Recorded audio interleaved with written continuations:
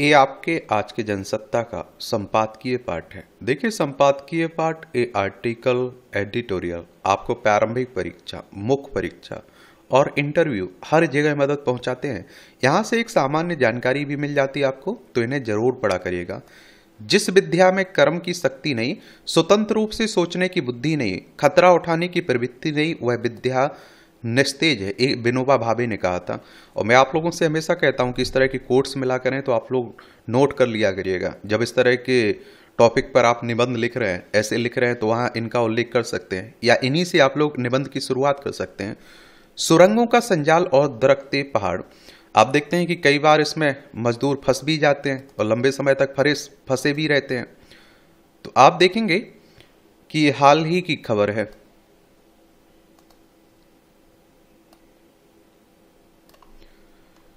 आधुनिक विकास अब संकट का सबब बन रहा है। तेलंगाना के नगर कुर्नूल जिले के डोमलपेंटा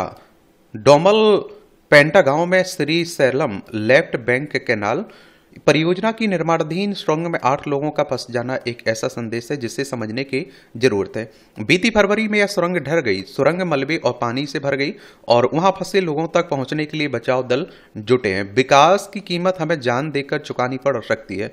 आगे क्या होगा किसी को कुछ नहीं पता है। सड़कों, रेलवे लाइन और नहरों के पानी की निकासी और जल विद्युत परियोजनाओं के लिए हिमालय के शिखरों से लेकर मध्य और दक्षिण भारत के अनेक पहाड़ों को खोदा जा रहा है। वहीं इन कठिन कार्यों को लक्ष्य तक पहुंचाने के लिए अनेक दुर्घटनाओं का सामना भी करना पड़ रहा है।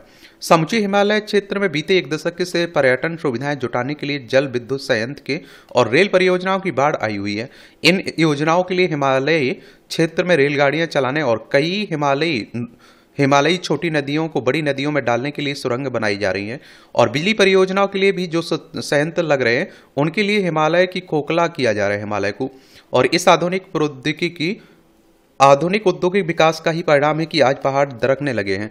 हिमालय और पृथ्वी सुरक्षित रहे, इस दृष्टि से कृतज्ञ पर मनुष्य ने अथर्ववेद में लिखे पृथ्वी सूक्त में अनेक प्रार्थनाएं की हैं। यह सूक्त राष्ट्रीय अवधारणा एवं वसुदेव कुटुंबकम की भावना को विकसित, पोषित एवं फलित करने के लिए मनुष्य को नीति और धर्म से बांधने की कोशिश की है। मगर हमने आधुनिक विकास के बहाने कथित भौतिक सुविधाओं के लिए अपने आधार को ही नष्ट कर दिया है। जोशीमठ इसी अनियोजित विकास की परिणति है। और आप देखिए, उत्तराखंड के चमोली जिले के जोशीमठ शहर में ने कई अप्रिय कार्डों से नीति नियंताओं का ध्यान अपनी ओर खींचा। भारतीय अंतरिक्ष अनुसंधान संगठन इसरो, हमारी अंतरिक्ष एजेंसी है, इसकी स्थापना 15 अगस्त 1969 में हुई थी। बेंगलोर कर्नाटक में इसका हेडक्वार्टर देखने को मिलेगा।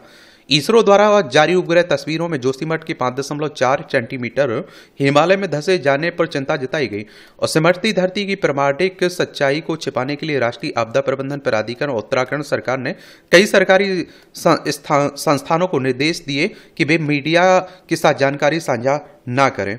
और नतीजन इसरो की वेबसाइट से धरती के धंसने के चित्र हटा दिए गए। सरकार का यह उपाय भूलों से सबक लेने के बजाय उन पर धूल डालने जैसा है। और जब हिमालय की परिस्थितिकी तंत्र ने धरती को हिलाकर नाजुक बना दिया और घरों में दरारें पड़ने के साथ आधार तल धस रहा है, तब लोगों को जीवन रक्षा से जुड़ी सच्चाइयों को क्यों छुपाया जा रहा है। दरअसल केंद्र और राज्य सरकार ने स्थानीय लोगों के विरोध के बावजूद हठपूर्वक पर्यावरण के विपरीत जिन विकास योजनाओं को चुना, उनके कारण यदि लोग अपने गांव और आजीविका खो रहे हैं, तो ऐसी परियोजनाएं किसके लिए और किसके लिए हैं। एक बार आप लोग उत्तराखंड चलिए, देखिए हमारा प्यारा भारत है, इसमें आप देखेंगे उत्तराखंड है। देहरादून इसकी राजधानी देखने को मिल जाएगी आपको। उत्तर प्रदेश से अलग करके बनाया गया था क्या उत्तराखंड, ये भी आप लोग याद रखिएगा। और इसकी अंतर्राष्ट्रीय सीमा देखिए किससे लगती है, चाइना और नेपाल से लगती है। राज्यों में आप देखिए हिमाचल प्रदेश और उत्तर प्रदेश से लगती है। 9 नवंबर सन 2000 में राज्य बनाया गया था। गुरमीत सिंह यहाँ के राज्यपाल हैं, पुष्कर सिंह धामी यहाँ के चीफ मिनिस्टर हैं। विधानसभा में 70, राज्यसभा में 3 और लोकसभा में 5 सीटें हो गई। 53,483 वर्ग किलोमीटर में फैला हुआ है। ये तेलंगाना है आपका। हैदराबाद इसकी राजधानी देखने को मिल जाएगी। 2 जून 2014 में राज्य बनाया गया था। रेवंत रेड्डी यहाँ के मुख्यमंत्री हैं। जिष्णु देव वर्मा यहाँ के राज्यपाल आपको देखने को मिल जाएंगे। कहाँ के, तेलंगाना के, ये भी याद रखिएगा। यहाँ विधानसभा में 119 सीटें हैं, राज्यसभा में आपको 7 सीटें, लोकसभा में 17 सीटें देखने को मिलेंगी। विधान परिषद भी है जिसमें 40 सीटें हैं और इसका क्षेत्रफल 1,12,077 वर्ग किलोमीटर में फैला हुआ है आपका क्या, तेलंगाना।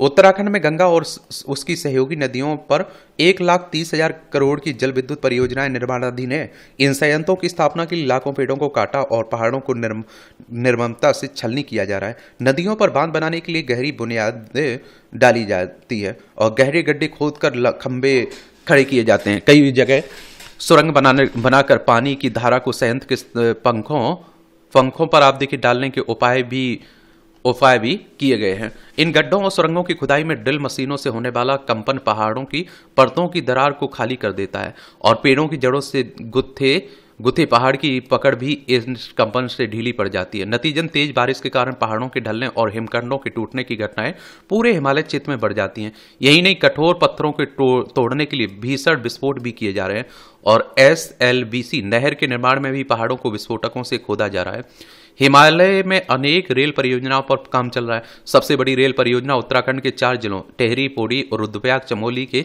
30 से ज्यादा गांवों को भी विकास की कीमत चुकानी पड़ रही है। 6,000 परिवार विस्थापन के दायरे में आ गए। रुद्रप्रयाग जिले में मरोड़ा गांवों के सभी घर दरक गए हैं। रेलवे ने इनके विस्थापन की तैयारी कर ली। यह तो शुरुआत है, लेकिन ये विकास इसी तरह जारी रहते हैं तो बर्बादी और बढ़ेगी। दरअसल ऋषिकेश से कर्णप्रयाग रेल परियोजना 125 किलोमीटर की थी। इसके लिए देवप्रयाग से सुरंग बनाई जा रही है जो 14.8 किलोमीटर लंबी है। केवल इसी सुरंग का निर्माण बोरिंग मशीन से किया जा रहा है और बाकी बजाय बन रही 15 सुरंगों में ड्रिल तकनीक से बारूद लगाकर विस्फोट किए जा रहे हैं। दरअसल उत्तराखंड का भूगोल बीते 1.5 दशक में तेजी से बदला है। 24,000 करोड़ रुपए की ऋषिकेश कर्णप्रयाग परियोजना ने जहां विकास और बदलाव की ऊंची छलांग लगाई, वहीं इन योजनाओं ने खतरों की नई सुरंग भी खोल दी है। उत्तराखंड के सबसे बड़े पहाड़ी शहर श्रीनगर के नीचे भी सुरंग निकल रही है। धमाकों के कारण 150 से ज्यादा घरों में दरार आ रही है। पौड़ी जिले के कई इलाकों में 711 घरों में दरारें आ चुकी है। रेल परियोजनाओं के अलावा यहां 12,000 करोड़ रुपए की लागत से 12 मासी मार्ग निर्माण है और इन मार्गों पर पुलों के निर्माण के लिए भी सुरंग बनाई जा रही है। तो कई घाटियों के बीच पुल बनाने के लिए मजबूत आधार स्तंभ बनाए जा रहे हैं। पर्यटन को बढ़ावा देने के लिए लिहाज से किए जा रहे निर्माणों पर पुनर्विचार की जरूरत है।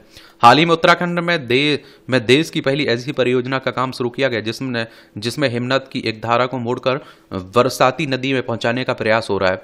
यदि यह परियोजना सफल हो जाती है तो पहली बार ऐसा होगा कि किसी बरसाती नदी में सीधे हिमालय का बर्फीले पानी बहेगा। हिमालय की अधिकतम ऊंचाई पर नदी जोड़ने की महापरियोजना का सर्वेक्षण शुरू हो गया है। इस परियोजना की विशेषता की पहली बार उत्तराखंड के गढ़वाल मंडल की एक नदी को कुमाऊं मंडल की नदी से जोड़कर बड़ी आबादी को पानी उपलब्ध कराया जाएगा। यही नहीं, एक बड़े भूभाग को सिंचाई के लिए भी पानी मिलेगा।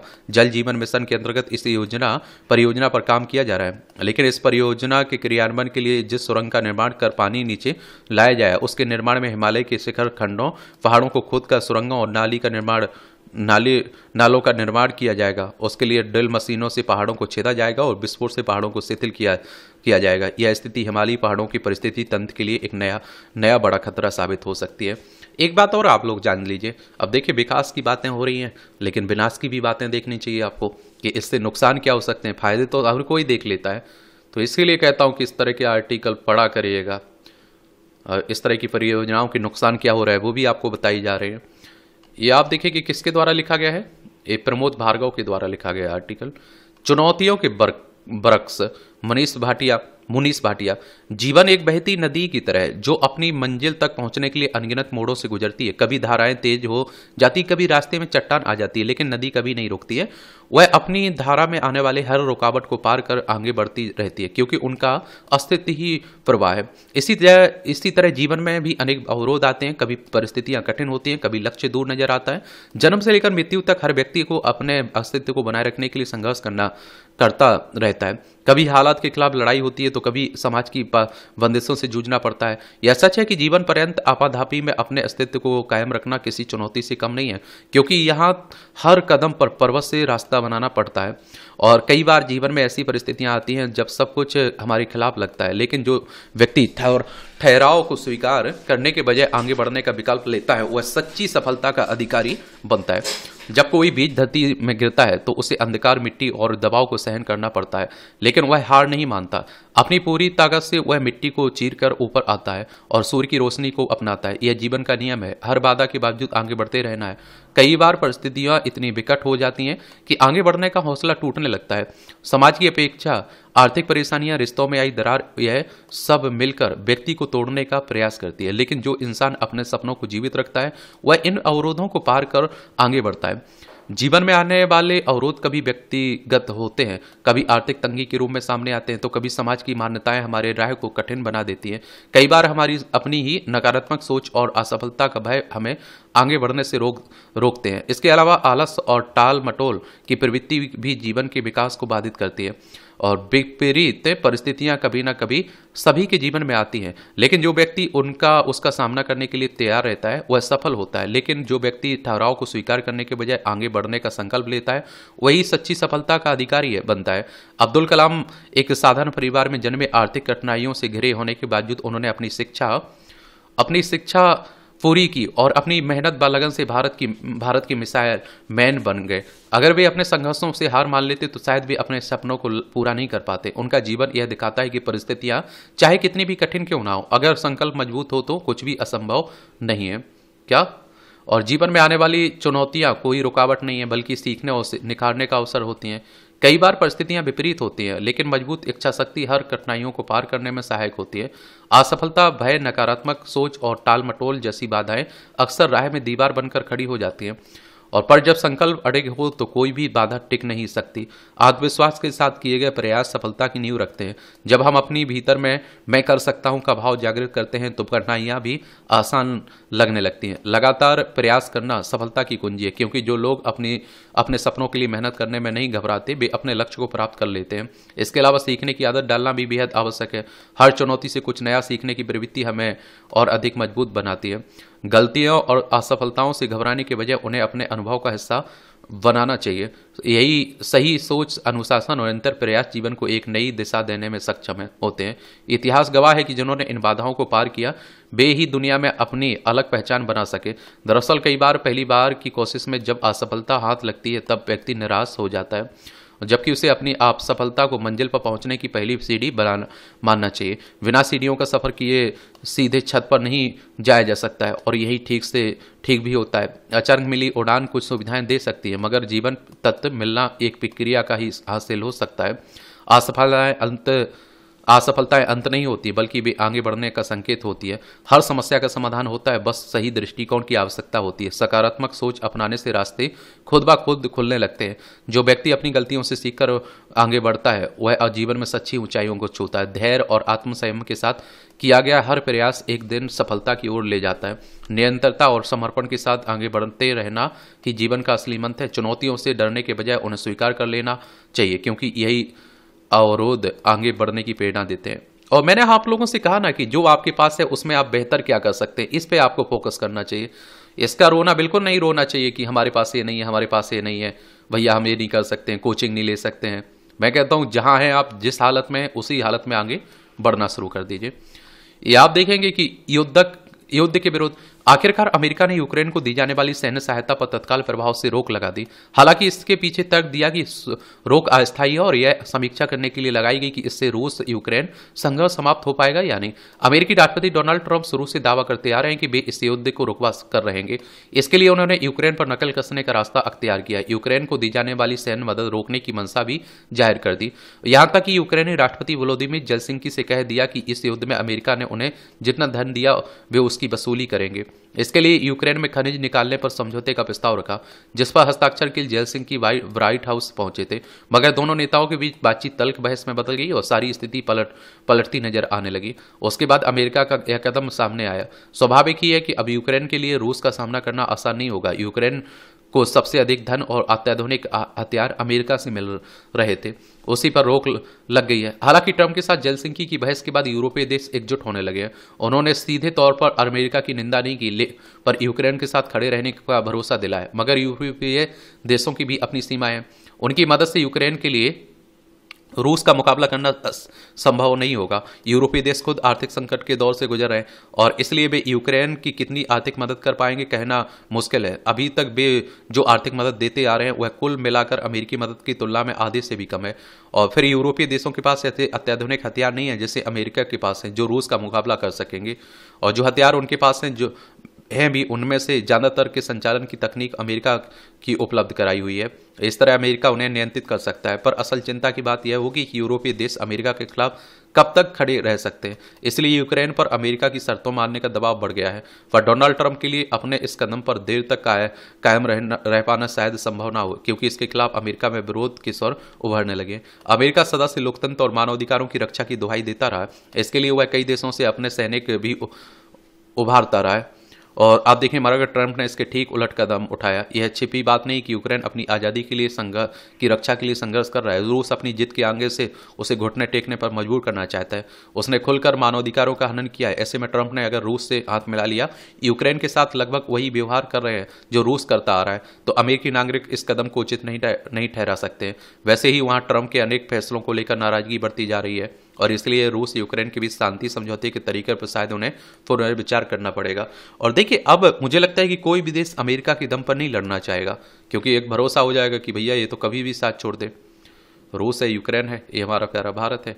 यहाँ आप लोगों को यूनाइटेड स्टेट्स देखने को मिल जाएगा। अमेरिका की बात हो रही है। बेवजह टकराव। तमिलनाडु के मुख्यमंत्री एम.के. स्टालिन ने परिसीमन के मुद्दे पर सर्वदलीय बैठक बुलाकर साफ कर दिया है कि इस मसले को अब और टालना संभव नहीं होगा।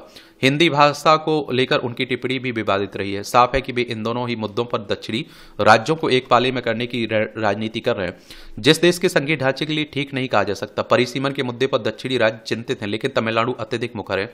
स्टालिन चाहते हैं कि 1971 की जनगणना को 2026 से 30 वर्षों के लिए लोकसभा सीटों के परिसीमन का आधार बनाया जाए, मगर उन्हें समझना चाहिए कि परिसीमन दरअसल एक संवैधानिक जरूरत है, जिसका मकसद यह सुनिश्चित करना है कि संसद में जनता के प्रतिनिधित्व और आबादी में हो रही बढ़ोतरी का अनुपात ठीक बना रहे। यह कोई नई प्रक्रिया नहीं है। अब तक 3 बार पर हुए परिसीमन में राज्यों में आबादी के हिसाब से न्यायसंगत रूप से सीटों की संख्या निर्धारित हुई है। दरअसल अगले साल तमिलनाडु में विधानसभा चुनाव है। यही वजह है कि क्षेत्रीय भावनाएं सुलगाने की मुहिम में स्टालिन जुटे हुए। स्टालिन ने हाल ही में नवयुगलों को जल्द परिवार की योजना बनाने का सुझाव दिया। इसे परिसीमन के मुद्दे से जोड़ दिया। जहां तक भारत का सवाल है कि तमिलनाडु में शुरू से 3 भाषा नीति का विरोध हुआ है। 3 भाषा नीति की हालिया विरोध ऐसे वक्त में हो रहा है जब दक्षिण के राज्य परिसीमन को लेकर भी सवाल उठा रहे हैं। उन्हें डर है कि परिसीमन होने पर लोकसभा में दक्षिण के राज्यों की सीटें कम हो सकती हैं, जिससे केंद्र में उनकी आवाज कमजोर हो जाएगी। ऐसे में परिसीमन और हिंदी का विरोध एक साथ चल रहा है। दोनों एक दूसरे को मजबूती दे रहे हैं। दरअसल परिसीमन के बाद लोकसभा विधानसभा की सीटों में बदलाव होगा। जनसंख्या के लिहाज से उत्तर भारत का पलड़ा भारी है। दक्षिण भारत के राज्यों को यही डर है कि जनसंख्या नियंत्रण पर बेहद काम का उन्हें नुकसान न उठाना पड़े। क्षेत्रीयता को हवा देना स्टालिन को राजनीति की आसान डगर लग सकती है, लेकिन उन्हें देश के संघीय ढांचे के बारे में सोचना चाहिए। इस मुद्दे पर केंद्र से बातचीत के जरिए राह निकालने की कोशिश करनी चाहिए। देखिए, एक और आपको बता दूं कि इन्होंने, आप देखते हैं कि अच्छा एक तरह से जनसंख्या रोकने में अच्छी भूमिका निभाई। किसने?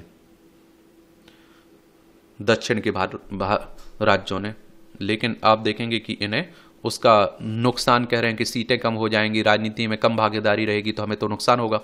ये आप देखिए, तमिलनाडु, चेन्नई इसकी राजधानी देखने को मिलेगी। इसकी सीमा आंध्र प्रदेश, कर्नाटक, केरल से लगती है। आर.एन. रवि यहाँ के राज्यपाल हैं। मुख्यमंत्री एम.के. स्टालिन है। विधानसभा में 234 सीटें, राज्यसभा में 18 सीटें, लोकसभा में 39 सीटें। 1,30,058 वर्ग किलोमीटर में फैला हुआ है। और सीटों का निर्धारण देखिए किससे होता है? जनसंख्या का। अब उत्तर प्रदेश चले जाइए, यहाँ विधानसभा में 403 सीटें हैं, लोकसभा में 80 सीटें देखने को मिलेंगी, क्योंकि सबसे ज्यादा जनसंख्या यहाँ आपको देखने को मिलेगी। और विधानसभा, राज्यसभा, लोकसभा, राष्ट्रपति, उपराष्ट्रपति के चुनाव कौन करवाता है? देखभाल कौन करता है? भारतीय निर्वाचन आयोग, एक संवैधानिक संस्था है। संविधान के अनुच्छेद 324 के तहत चुनाव आयोग की स्थापना की बात की गई। 25 जनवरी 1950 में स्थापना हुई थी। 25 जनवरी को आप लोग मतदाता दिवस मनाते हैं। नई दिल्ली में हेडक्वार्टर देखने को मिलेगा। सुकुमार सेन पहले मुख्य चुनाव आयुक्त थे। भारत ओलंपिक की मेजबानी करने की बात कर रहा है ना, तो भारत के लिए आसान नहीं ओलंपिक की राह। तो भारत दुनिया के सबसे बड़े खेल महाकुंभ ओलंपिक के 128 साल के आयोजन इतिहास में अभी तक मेजबानी से वंचित रहा है। लेकिन पिछले काफी समय से देश में पहले ओलंपिक के आयोजन के लिए भारत सरकार अपनी ओर से पूरा प्रयास कर रही है। उसे 2036 में होने वाले खेल महाकुंभ ओलंपिक की मेजबानी मिल जाए, इसके लिए सरकार अपनी तरह से हर संभव प्रयास भी कर रही है। और अंतर्राष्ट्रीय ओलंपिक कमेटी के भावी मेजबान तय करने वाले आयोग को इस बाबत ओलंपिक और पैरालंपिक खेलों की मेजबानी के लिए पहले ही अपनी ओर से इस संबंध में आशय पत्र सौंप दिया गया। साथ ही लंबी अनौपचारिक बातचीत के बाद अपना दावा मजबूत करने की दिशा में महत्वपूर्ण कदम उठा रहा है। हाल ही में अंतर्राष्ट्रीय ओलंपिक कमेटी के भावी अध्यक्ष पद के 7 दावेदारों में सबसे आगे चल रहे सेबेस्टियन को भारत दौरे पर आए, तब उन्होंने कहा कि यदि भारत को 2036 खेलों की मेजबानी मिलती है तो उन्हें भी दिल से बहुत खुशी होगी, क्योंकि भारत ओलंपिक आंदोलन के लिए प्रतिबद्ध है। लेकिन साथ ही उन्होंने कहा कि यह इतना आसान नहीं रहने वाला है, क्योंकि भारत के साथ अन्य 8 देशों पोलैंड, इंडोनेशिया, दक्षिण अफ्रीका, कतर, हंगरी, तुर्की, मेक्सिको और मिस्र ने भी मेजबानी की इच्छा व्यक्त की है। और इसलिए अभी मेजबानी को लेकर भारत के मजबूत दावे को लेकर यह कहना है उसे मेजबानी मिल रही जल्दीबाजी होगी।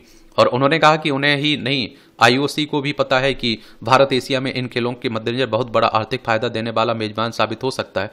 लेकिन मैं यह भी कहूंगा कि अगर वो मेजबानी से इस बात वंचित रह जाता है तो उसे निराश ना होकर दुनिया के इस सब से बड़े खेल महाकुंभ की महत्वाकांक्षों को यही खत्म ना करके आगे बढ़ते रहना होगा, ताकि यह ऐतिहासिक अवसर उससे आप देखते हैं कि क्या हो सके, उससे भविष्य में मिल सके। आईओसी के बारे में याद रखा करिएगा, इससे भी क्वेश्चंस पूछ लेता है। आईओसी इंटरनेशनल ओलंपिक कमेटी की बात हो रही है और 23 जून 1894 में इसकी स्थापना हुई थी। लुसाने स्विट्जरलैंड में इसका हेडक्वार्टर देखने को मिलेगा।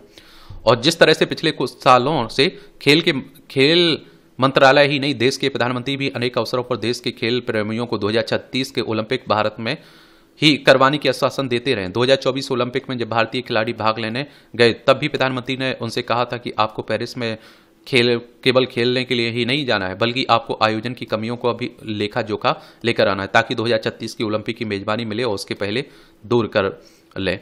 इनकी इस तरह की प्रतिबद्धता को देखकर यह आशा भारतीय खेल प्रेमियों को है कि हमारे देश में जरूर दुनिया के खेल महाकुंभ का आयोजन पहली बार देखने को मिल सकता है। इसके लिए भारत सरकार ने यह प्लान भी बनाया कि यह आयोजन कहाँ करवाना है, कैसे करवाना है। इसके लिए कोई दो राय नहीं है कि वैश्विक स्तर पर इस खेल आयोजन की मेजबानी के लिए अन्य 8 देश भी अपनी तरफ से पीछे नहीं रहने वाले हैं, क्योंकि यह आयोजन केवल मात्र खेल आयोजन ही नहीं बल्कि मेजबानी देश की आर्थिक इकोनॉमी को नई ऊंचाइयों की ओर भी ले जाने में बहुत बड़ा योगदान देता है। इसलिए भारत सरकार का देश की दुनिया की प्रथम 3 आर्थिक शक्तियों में शामिल करने का लक्ष्य है और उसमें भी खेलों का यह महाकुंभ बहुत बड़ा योगदान दे सकता है। ऐसे में देश में की खेल जगत की नई खिलाड़ियों व आम खेल प्रेमियों को भी पूरा विश्वास है कि वर्तमान प्रधानमंत्री की वैश्विक स्तर पर छवि है, उसे देखते हुए पूरा विश्वास है कि यह छवि मेजबानी दिलवाने में बहुत बड़ा योगदान कर सकती है।